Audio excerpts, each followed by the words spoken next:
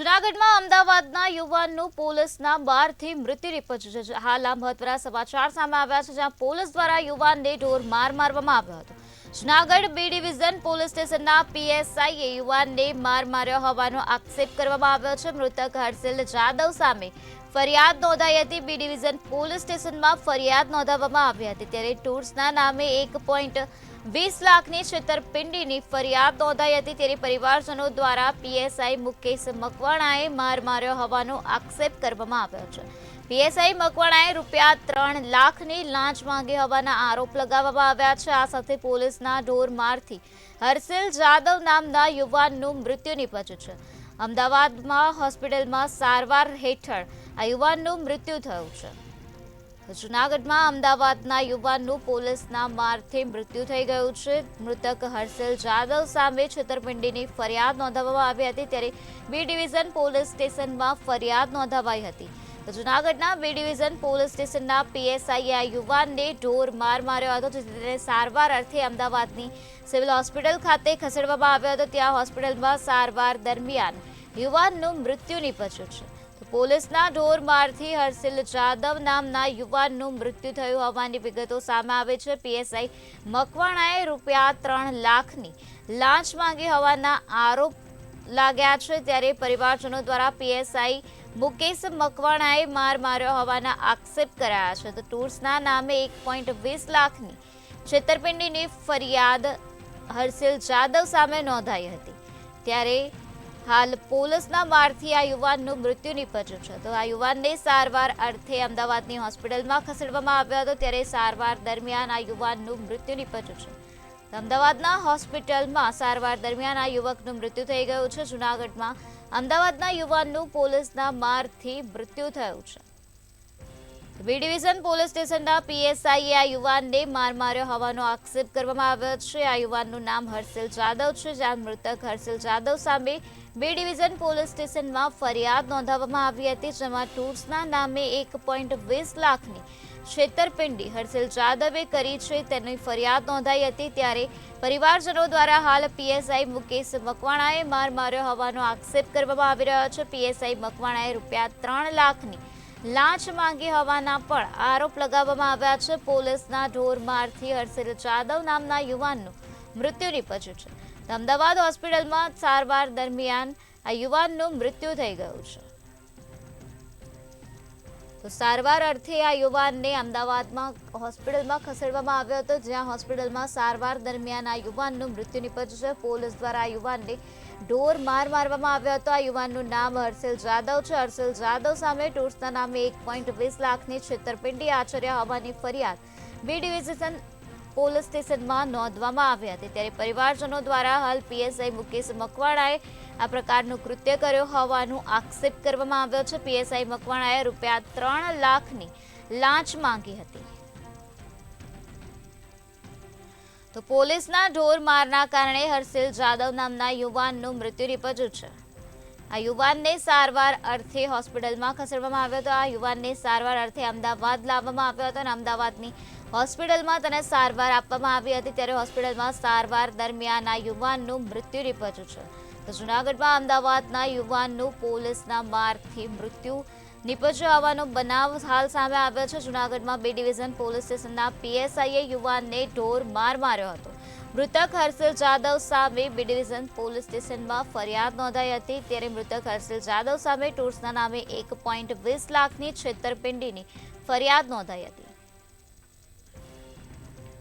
તો આ જ મુદ્દે વધુ માહિતી આપવા માટે આપણી સાથે સંવાદદાતા અનિતા પરમાર જોડાઈ ગયા છે। જી અનિતા, જૂનાગઢમાં અમદાવાદના યુવાનનું પોલીસના મારથી મૃત્યુ નિપજ્યું છે, શું છે વધુ વિગત?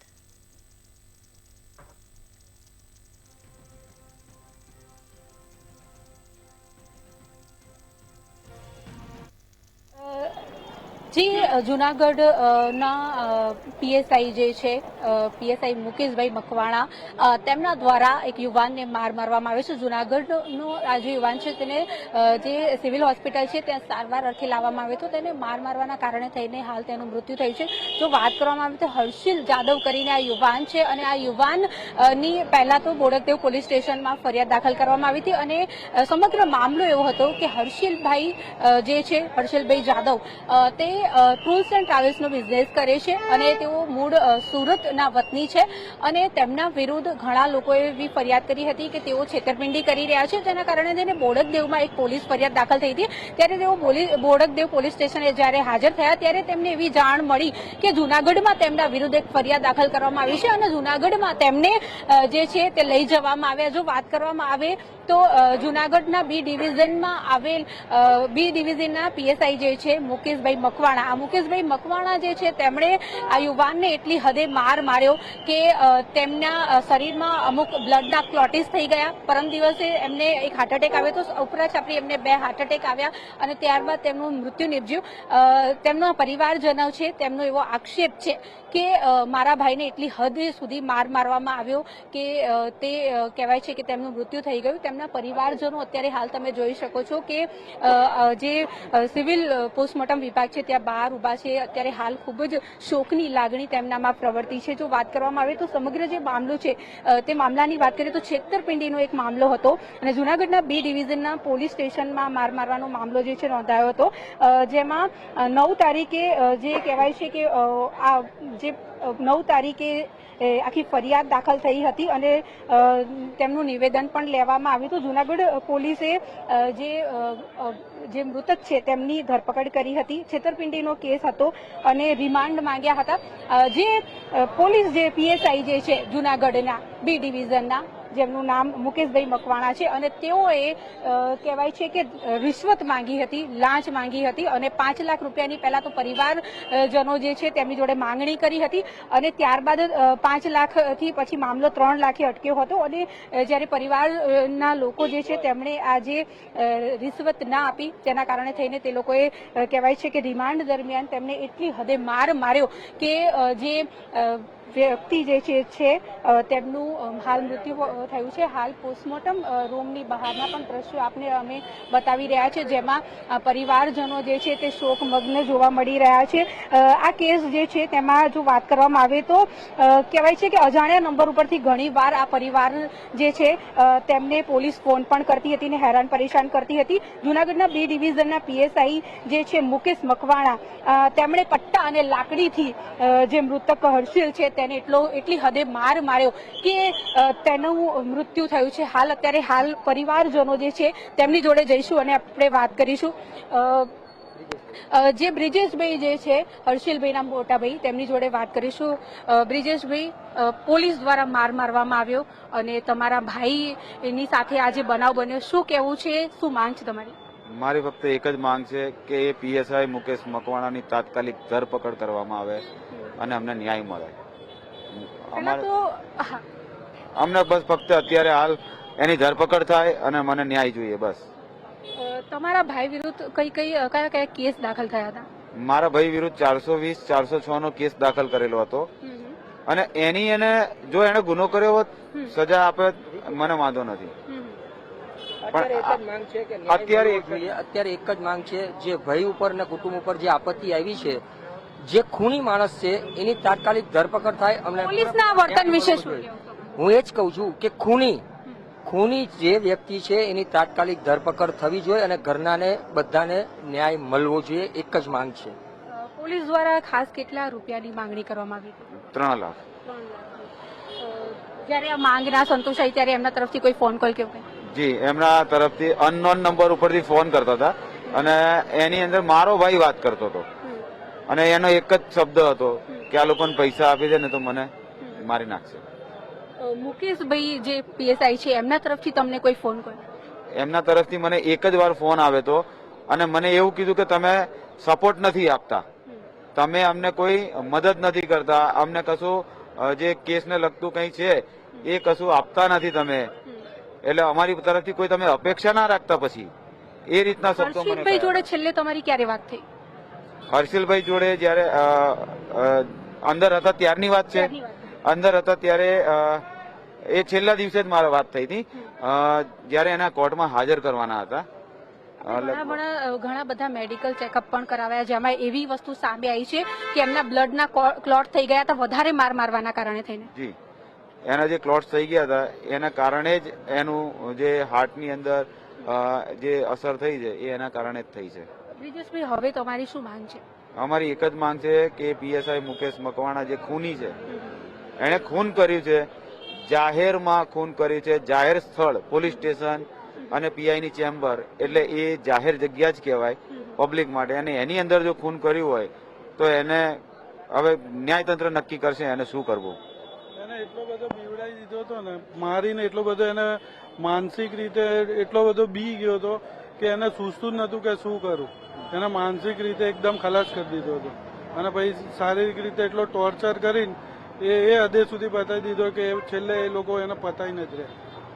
કસ્ટડીમાં પોલીસ જે છે તે કોઈ પણ આરોપી હોય એની ઉપર હાથ ના ઉપાડી શકે એવો રૂલ છે, તેમ છતાં પણ આટલી હદે માર માર્યો.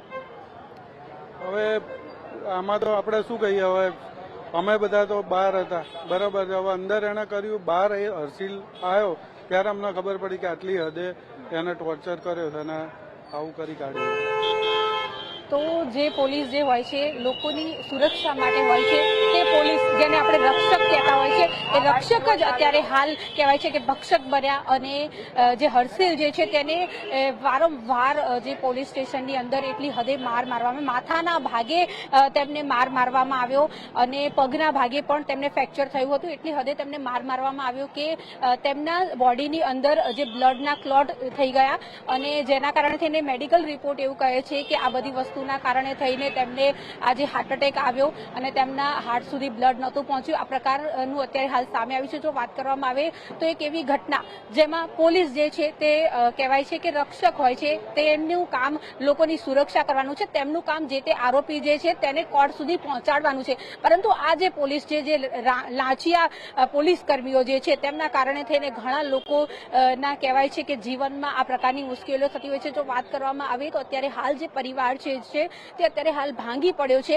અને આટલી મોટી દુર્ઘટના જેને કહેવાય કે પોતાનો ભાઈ જે પોલીસની કસ્ટડીમાં તો લોકો સેફ પણ ફીલ કરતા હોય છે, ત્યારે પોલીસ દ્વારા આ પ્રકારનું કૃત્ય કરવામાં આવ્યું. કહેવાય છે કે પોલીસ જે છે તે સુરક્ષા માટે હોય છે, પરંતુ આ સુરક્ષાનો તે લોકોએ દુરુપયોગ કર્યો અને આજે હર્ષિલ જે છે તેને ઢોર માર માર્યો. એટલી હદે માથાના ભાગે પણ એમને ખૂબ જ ઈજા થઈ હતી. એટલી હદે તેને મારવામાં આવ્યો કે તેને કહેવાય છે કે પ્રોપર જે બ્લડ હોય છે તેના ક્લોથ બની ગયા અને આ ક્લોથના કારણે થઈને મેડિકલ રિપોર્ટ અત્યારે હાલ એવું જાણવા મળ્યું છે પ્રાથમિક ધોરણે કે ખૂબ જ માર મારવામાં આવ્યો, તેના કારણે થઈને તેમનું મૃત્યુ થયું છે. માહિતી આપવા બદલ આભાર. તો અમદાવાદના યુવાન આ કેસ એને સરળ જ કરવો હતો, પણ એને મૂળ પૈસા જોઈતા હતા. મારા ભાઈને એને અનનોન નંબર ઉપરથી, મારો ભાઈ મને વાત કરે. હવે એક વસ્તુ એ વિચારવા જેવી છે કે જ્યારે કોઈ માણસ પોલીસ કસ્ટડીમાં હોય છે તો એનો ફોન પોલીસ સ્ટેશનમાં જપ્ત થઈ જાય છે, એને કોઈની સાથે વાત કરવામાં દેવામાં નથી આવતી. તો મારા ભાઈ મારા ફોન ઉપર મને અનનોન નંબર ઉપરથી ફોન કરીને એમ કહે કે ભાઈ આને પૈસા આપી દો ને તો એ મને મારી નાખશે. એ સતત મારા ભાઈને ફોન પૈસા માટેની માંગણી કરતો હતો અને એ સતત મને ફોન કર્યા કરતા હતા અને એણે પૈસા માટે જ આ મુકેશ મકવાણાએ મારા ભાઈનું ખૂન કર્યું છે.